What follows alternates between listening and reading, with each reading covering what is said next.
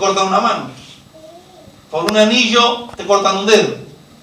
O sea, algo tan hermoso como la vida fue reducido por el ser humano a algo casi sin valor y sin significado. Pero qué linda que es la vida cuando usted y yo como cristianos podemos vivirla y podemos disfrutar de ella. ¿Por qué? Porque la vida es un don y un regalo de Dios, digno de vivir, y mucho más linda y atractiva es la vida cuando aparte de vivirla podemos compartirla. Uno de los grandes problemas de la sociedad contemporánea se llama soledad. La soledad lleva a la droga, la soledad lleva al alcoholismo, la soledad lleva al suicidio. Cuando Dios miró a Adán que lo había creado, dijo, no es bueno que esté solo, le hace falta una compañía. La vida es hermosa cuando la podemos vivir y disfrutar compartiéndola, es mucho mejor. Pero mucha gente vive sola o solo. Es ahí donde llega Dios como parte de la familia y como parte del ser. Dios no es algo abstracto que la gente creó para la imaginación o para la filosofía de la vida y encontrarle una razón de tener que vivir. Dios se vuelve parte de nuestra vida cuando usted y yo nos volvemos parte del reino de Dios. Para muchos Dios es solo un nombre o algo que el hombre inventó. Pero cuando tú te vuelves parte del reino de Dios, Dios se vuelve parte de tu vida. Amén. Y Dios comienza a llenar huecos y vacíos que fueron quedando en la vida por las razones que sean. Y al llenar Dios esos huecos y esos vacíos, Dios va sanando nuestra vida. Y el que tendría que haber sido un padre déspota, un padre malo, un padre vengativo, un padre castigador. ¿Por qué? Y porque él fue un niño así. Él viene de un trasfondo familiar así, malo, negativo, abusadores. Se vuelve un padre bueno, tierno, amoroso. Que la gente que conoció los pasados y conoce el presente no entiende qué pasó en este. ¿Qué pasó en este? Que entró Dios. Amén. Entró Dios. Amén. Y Dios se le hizo parte de su vida. Amén. Entonces ahora los atributos de Dios como Padre se ven reflejados en Él como Padre. Amén. Dios bendiga a nuestra hermana Nelly que está con nosotros. Amén. Pudo llegar en este día. Amén. Para muchos la vida es un castigo, ¿sí o no? Para muchos la vida es un castigo y será un castigo en sí misma porque así lo han decidido.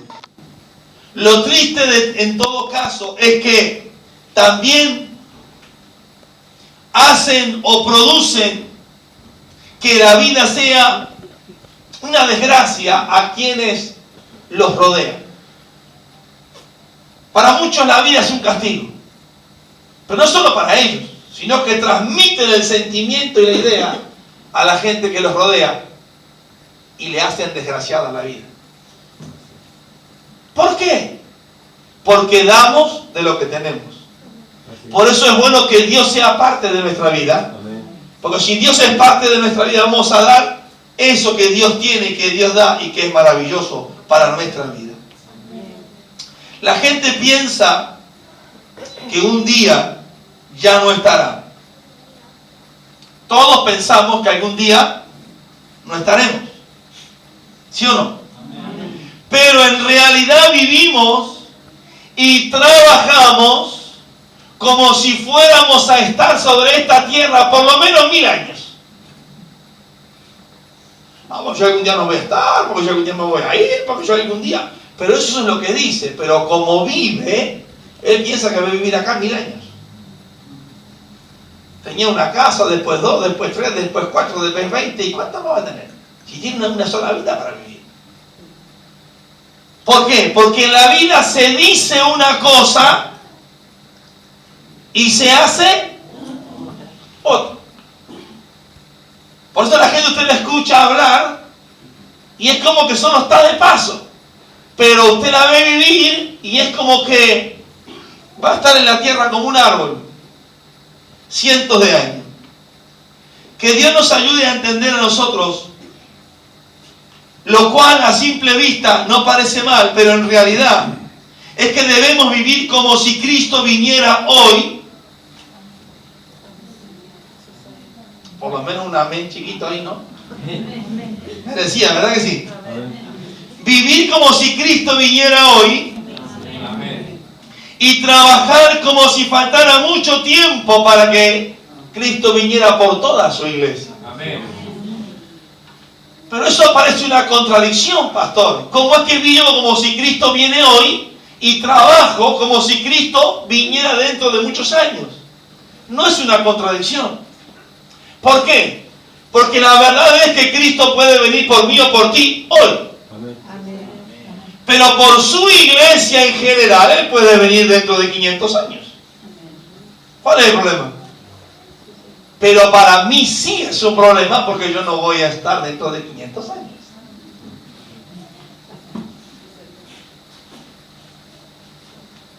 Al tiempo de la vida, le dice Dios a Abraham, al tiempo de la vida volveré y vendré a ti. Lo que le estaba diciendo a Sara es, dentro del lapso de tiempo de la formación de la vida que yo he decidido, dice Dios, vendré a ti y Sara tendrá un hijo. Hoy podríamos decir, de aquí a un año o de aquí a 9 meses volveré y Sara tendrá un hijo. ¿Por qué hablamos de esto? Por algo fundamental para los cristianos. Y es que Dios a ti y a mí nos regaló una vida. Esta. Hay gente que vive el cristianismo como que en esta vida se convierte, ¿vio? En esta vida se convierte y espera la próxima vida para servir al Señor. Y no sé qué mitología loca se le metió en la mente, pero la gente vive así. Y la realidad es que Dios nos ha regalado a usted y a mí un lapso de vida, un lapso de tiempo, y Dios espera que dentro de ese lapso de tiempo usted y yo podamos vivir la vida, disfrutar la familia, pero también servir a Dios. ¿Hasta ahí me siguió? Amén. Muy bien. La vida que Dios nos ha regalado es para vivirla como si Él viniera hoy por nosotros. Y trabajar dentro de su reino con proyectos a que muchos más conozcan el Evangelio de Jesucristo. Esa es la diferencia del que vive solo para sí y del que vive para el reino de Dios. La verdad es la que dijimos recién. Le voy a leer 1 de Pedro capítulo 3, para aquellos que toman nota. 1 de Pedro 3, versos 10 al 12, que dice así: porque el que quiere amar la vida, ¿tú quieres amar la vida? ¿Sabes qué diferencia que hay en ver a la gente que ama la vida? Si llueve, el día está hermoso. Si hace frío, el día está hermoso. Si hace calor, el día está hermoso. Si cobró, el día está hermoso. Si fue a cobrar y no le pagaron, el día está hermoso. ¿Dónde radica la diferencia? En la vida. Y la vida no es lo que comes o lo que tenés. La vida es lo que Dios te regaló, la vida. Por más dinero que tengas, no la podés comprar. Y por más pobre que seas, no la podés vender. La vida es la vida. Es un don de Dios. Es un don de Dios. Pedro dice, el que quiere amar la vida, si tú quieres amar la vida, y ver días buenos, ¿cuánto queremos ver días buenos? Amén. Mire, el consejo de Dios, refrene su lengua del mal. Estoy leyendo en 1 de Pedro 3, 10 al 12. Refrene su lengua del mal y sus labios de hablar engaño. Amén. Mira el consejo de Dios. Amén. Apártese del mal, Amén. así dice, Amén. y haga el bien. ¿Qué más te aconseja Dios? Busca la Paz. paz. Amén. En un mundo que está en guerra todo el tiempo, Así es. en un mundo que está en guerra permanentemente, una sociedad en guerra permanentemente y donde cada uno se hace aliado de alguien. Y el problema no está con el que está en guerra, el problema es el que se hace aliado del que está en guerra. Porque hace su propia guerra, la guerra del otro. Y no se da cuenta que él mismo no pudo con su propia guerra.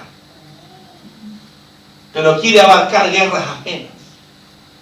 Ten cuidado con eso. Busca la paz. ¿Y qué más? Sígala.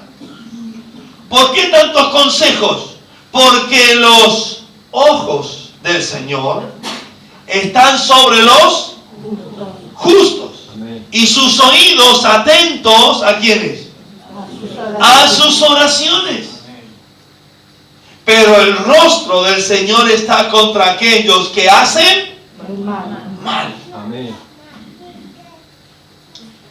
Yo no sé usted, pero sería bueno que usted pudiera hacer algo, lo cual le sería muy útil.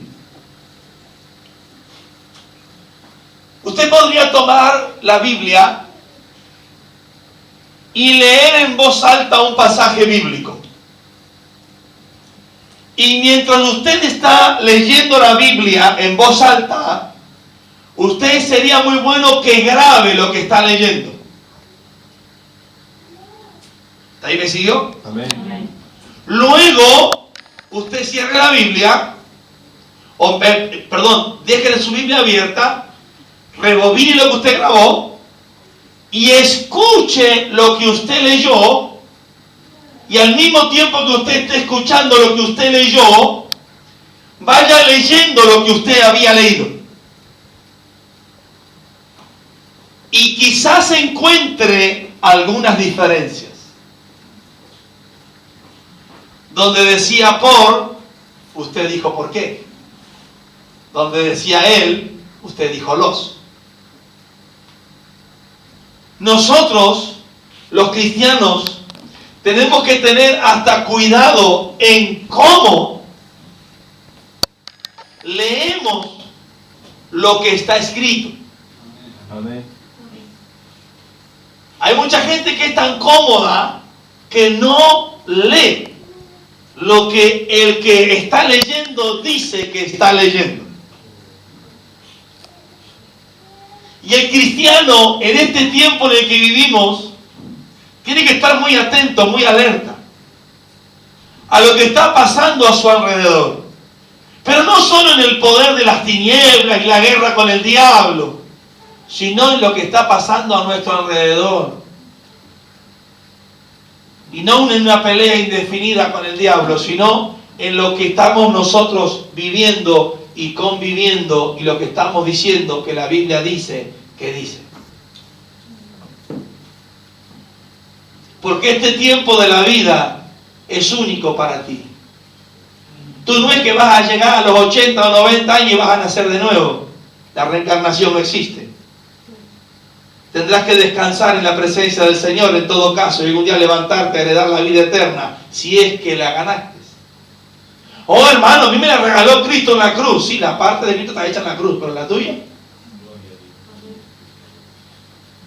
La mía fue hecha en la cruz, fantástico. Y la parte que me correspondía a mí, que yo no podía hacer, la hizo él en la cruz por mí. Pero ¿y la parte mía? ¿Quién la va a hacer?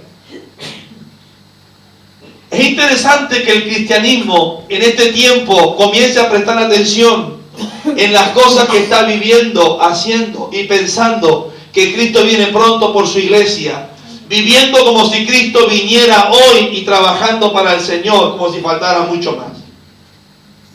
Lo primero que el pueblo de Dios debe saber es asegurarse o asegurarnos que lo que estamos viviendo tenga continuidad después de nosotros. Hay gente que vive el Evangelio ella. Y el Evangelio comienza y termina ¿dónde? En ella. Ese es el primer síntoma en que la persona sepa que no es cristiana. El Evangelio no comienza en mí y termina en mí. El Evangelio comenzó en Cristo y termina en Cristo y abarca miles de millones de personas en el mundo en el tiempo que Dios lo desee. Y yo vengo a ser parte de un proyecto universal del reino de Dios. Si uno de los sentimientos absolutamente equivocado y erróneo es que el Evangelio comienza en mí y termina en mí. Y fuera de mí no hay más nadie. Lo segundo que quiero hoy compartir con usted es que estar viviendo con Cristo como nuestro Rey y nuestro Señor de verdad en nuestra vida. Un pueblo de Dios que viva con Cristo pero de verdad. Como Rey y Señor pero de verdad en su vida. No de palabras, sino de verdad. Que lo viva, que lo practique y que lo sufra. ¿Por qué? Porque cuando Él es tu Rey, tu Señor de verdad, todas las cosas que hacemos mal y decimos mal, automáticamente nos chocan, nos golpean y nos llevan a pedir perdón enseguida. Cuando Cristo no es Rey y Señor, vivimos mal 1 año, 2, 3, 40, 50, toda la vida es lo mismo.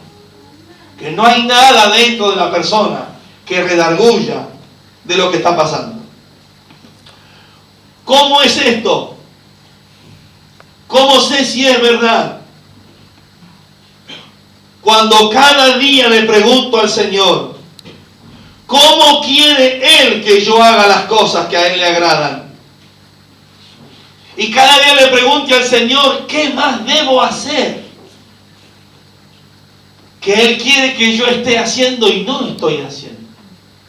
Cuando Él es mi Rey, cuando Él es mi Señor, cuando es de verdad. Estas preguntas deben estar en nuestra vida. Preguntarte cada día, ¿cómo quieres que haga las cosas que te agradan? ¿Y qué cosas debo hacer que no estoy haciendo? ¿Se imagina usted que cada cristiano en el mundo empiece a hacer todas las cosas que no está haciendo? Volveríamos al tiempo del apóstol Pablo. Amén. En el tiempo del apóstol Pablo decían, ahí llegan estos cristianos que están revolucionando el mundo. Pero son preguntas para nuestra vida. ¿Por qué, mi hermano? Porque al tiempo de la vida, Dios volverá a ti. Y tú no puedes presentarte ante Dios con las manos vacías, ni echándole las culpas a los demás. Yo tendré que presentarme un día delante de Dios. Y cada líder en el mundo tendrá que presentarse un día delante de Dios. Porque se vendrá el día en que se acabe el tiempo de la vida.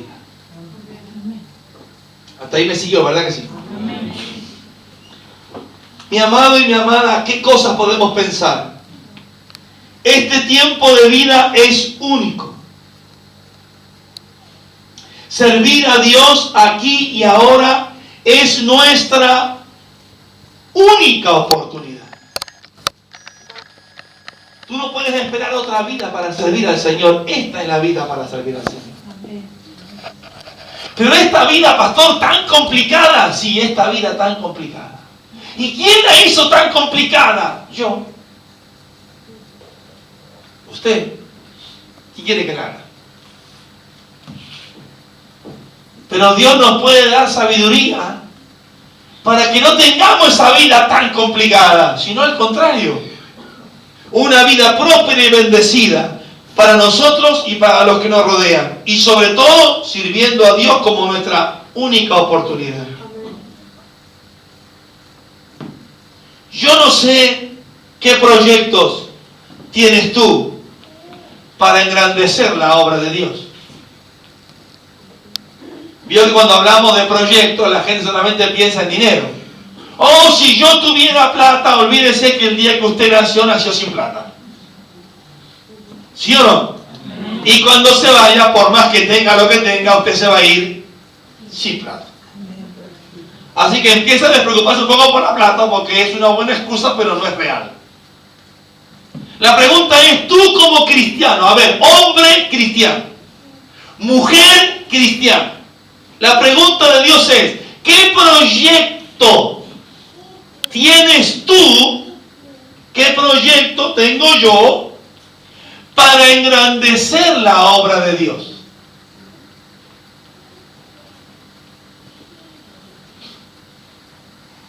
Y que ese proyecto que tú y yo tengamos tiene que tener una cualidad. Y la cualidad es que tiene que trascender nuestra vida. A ver, si el proyecto tuyo es solo en tu persona, es maravilloso. Lo lamentable es que no sirve. ¿Sí? No sirve, porque tú te vas y ¿qué pasó con el proyecto? Muere. Por eso hay tantas iglesias hoy con tantos proyectos, con tantos pastores, pero el día que se muera ese pastor no le va a quedar nada. Porque todo el proyecto es de la persona y el proyecto comienza y termina en la persona. O sea, el proyecto es mi ministerio, el proyecto es mi casa, el proyecto es mi dinero, el proyecto es mi vida, el proyecto soy yo. Entonces, cuando el proyecto mío soy yo, el día que yo no estoy, ¿qué pasó con el proyecto? Desapareció. Volvamos a preguntarnos como cristianos, ¿qué proyecto tienes tú para engrandecer la obra de Dios? Y que ese proyecto trascienda tu vida y en lo posible llegue a millones de personas después de ti. A ver, un proyecto que tú tengas como cristiano que trascienda tu vida y llegue a miles o millones de personas después de ti. ¿Cómo te cae eso? Pues ese es el verdadero proyecto. Cuando Jesús murió en la cruz, el proyecto era la humanidad. Y tú y yo fuimos llamados a ese proyecto. Al proyecto del reino de Dios. Al proyecto de la cruz. Al proyecto del plan de Dios. Amén. Vivir sin proyecto, vivir sin proyectos, es como casi ya haber terminado de vivir. Y créame que no hay cosa más difícil que convivir con personas que no tienen proyectos, que no tienen proyecciones en su vida. Su vida se limita a lo de él, para él, en él. Punto. Ese es el proyecto. El proyecto es de él, es para él y termina en él. Y en el reino de Dios es bien difícil poder vivir de esa manera. Pero miren, el vivir una persona sin proyectos en su vida es prácticamente haber terminado de vivir. Porque el proyecto es lo que te trae ilusión, fuerza, esperanza. A ver, que papá y mamá ve a su hijo o su hija graduado, graduada, casada, casado. Es un proyecto en su vida. Y a muchas madres que son madres y padres y son madres solas, el proyecto de que sus hijas e hijos estudien y sean hombres y mujeres buenos del mañana es lo que les da la fuerza. Dios les da la fuerza cada mañana para levantarse, madrugar y salir a ganar la vida cada día. Amén. Es el proyecto de sus hijos. Amén. El papá que sale cada mañana a luchar por su familia, es el proyecto que hay en su corazón de luchar y trabajar por su casa, lo que lo impulsa a seguir cada día. ¿Sí o no? Amén. Entonces, ¿qué nos está faltando a los cristianos? Que no tenemos proyectos en el reino de Dios.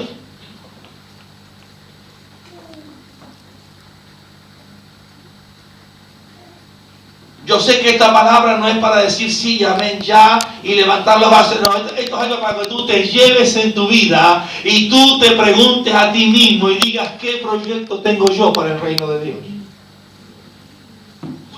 ¿Qué proyecto tengo yo para que el reino de Dios siga y afecte a muchos aún cuando yo no esté?